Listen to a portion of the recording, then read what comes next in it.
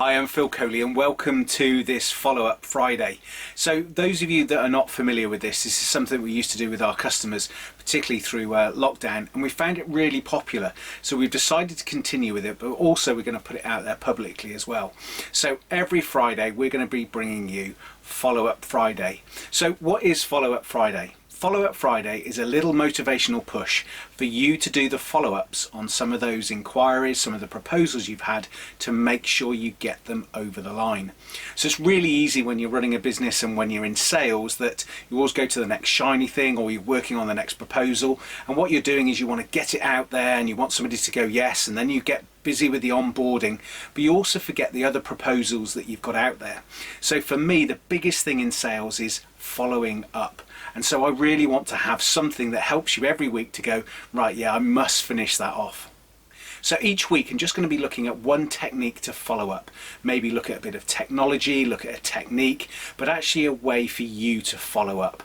And also what I'm going to be able to do is when you look at the Follow-up Friday, it'll give you that bit of motivation just to go and get that thing done. Maybe that bit of procrastination where you're like, I must follow them up, but haven't quite. There's always a reason why you haven't.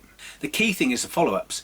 You know, you need to find out if someone's going to buy. So in terms of that, you need to follow up because you, one, need to look at any objections they may have and be able to handle those. You also need to go, are you going to buy? And you know, there's obviously different ways you can do that. So today, let's just look at something to get you going. So why don't you look on the proposals you've got or somebody you must follow up, even if you're still in that selling cycle. You know, maybe just write down 2 or 3 people and go, right, those are the people I've been meaning to get hold of. So the simplest thing you can do is drop them an email. You can pick up the phone, obviously, but maybe today let's just look at LinkedIn. One little bit you could do on LinkedIn.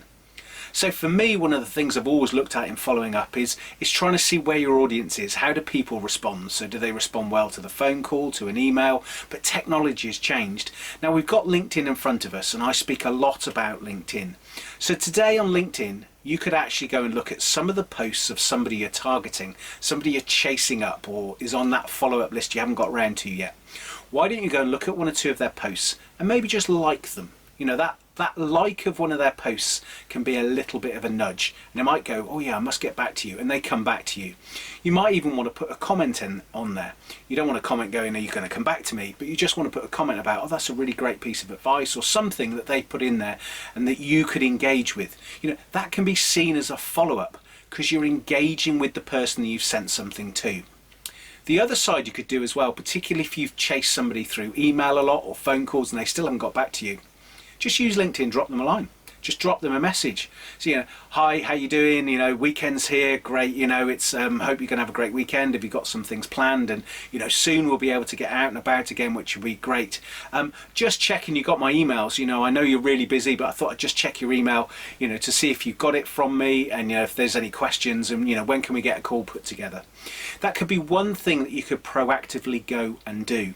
So each and every Friday I'm going to give you that little bit of motivation to go out there, do that follow-up. And you know, this particular piece of Follow-up Friday will probably never be more than 5 minutes. It's just a little connection, a little time to check in, make sure everything's going right. But I want to be working with you, so I want to be saying, right, have you done that yet? You know, so make sure when you come back to next week's Follow-up Friday that you've looked at 3 of your proposals, you've actually followed them up.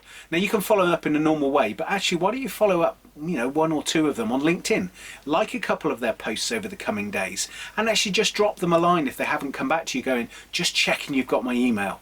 Check in with people, engage with people, and that's the biggest thing in sales, is about different ways to follow up. It's not always that follow up that's a formal follow-up. It can just be quite relaxed, just to nudge.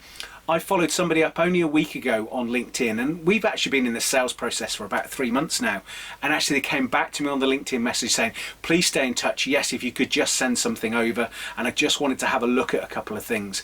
I've been chasing this person for weeks through the other methods. So in terms of that, go away from this Follow-up Friday and actually go and do something straight after this, watching this video, straight after it, you know, go and do something straight after watching this video.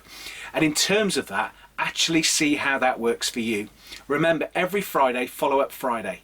So you can come and find out more ways to follow up so you can get those sales over the line.